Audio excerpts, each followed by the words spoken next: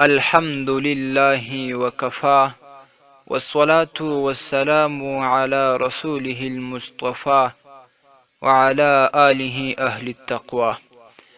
قدرمندو یو محترم ورور پوښتنه کړې ده چې که میلمانه راسي د سفر څخه او دلته وخت د لمانځه وي، نو که موږ د میلمه په احترام کې لمونځ قضا کو، دا جایز ده او که نه؟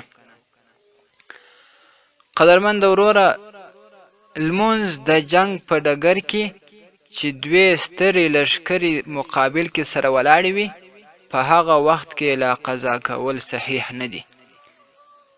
که چیرته د جنگ په ډګر کې لا د لمونځ قضا کول صحیح وای، نو د خوف د لمانځه حکم به نه نازلېده. او د جنگ په ډګر کې چې لا قضا کول صحیح نه دي، د خوف په لمونځ نازل سو، د هغه طریقه چې نیم سیپ به یو وار لمونځ کوي او نیم به بیا خو قضا کوي به نه.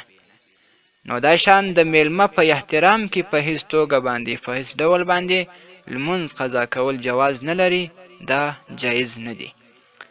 افقي مسایل دا راخیستې ده مسله، او دوی ته حواله مولانا محمد رفعت قاسمي رحمت الله تعالی علیه ورکړې ده په خپل کتاب کې چې هغه د سفر مسلې دي په صفحه 102 کې.